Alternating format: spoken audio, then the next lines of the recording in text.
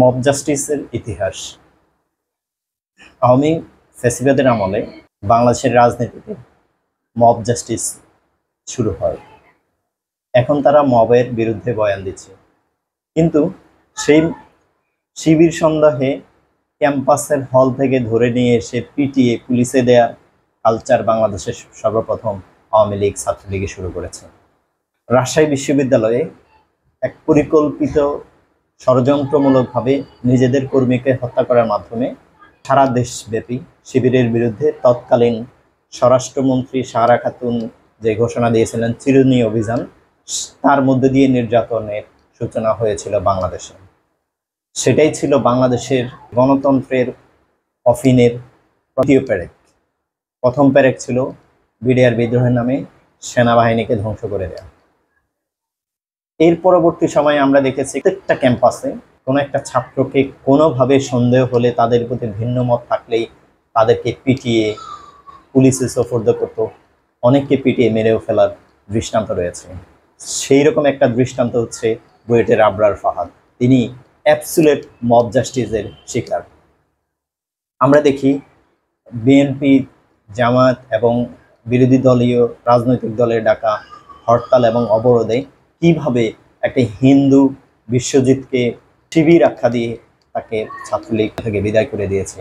সেই মব জাস্টিসের তৎকালীন সময়ের এইসব বুদ্ধিজীবীরা, এইসব সাংবাদিক নামের অপসাংবাদিকরা কখনোই সেই সম্পর্কে তারা মুখ খোলেনি।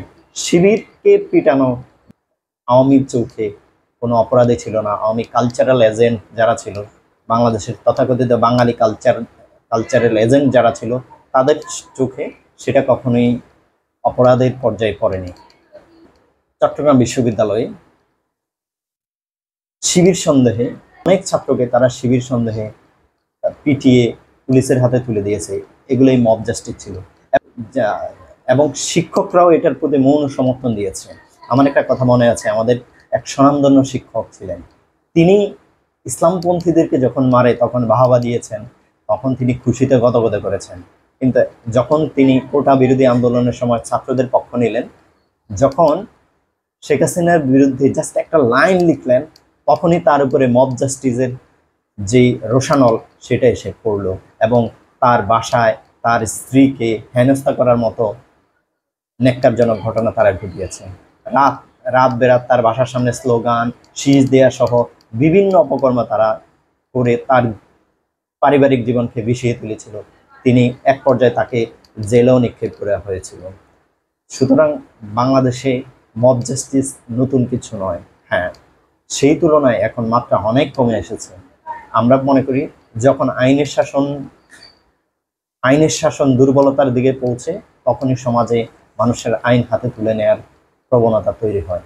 সেই প্রবণতা যেন দূর হয়, আইনের শাসন যেন সমুন্নত থাকে, যার যতটুকু অপরাধের শাস্তি যেন কোনো দলীয় বিবেচনা না হয়, সেই প্রক্রিয়া যতদিন পর্যন্ত সম্পন্ন হবে না, ততদিন পর্যন্ত বাংলাদেশে এই মব জাস্টিস থামবে বলে আমার মনে হয় না। তবে সকল অপরাধী বিচার হওয়া উচিত, যে প্রচেষ্টা সেটা বন্ধ হওয়া উচিত।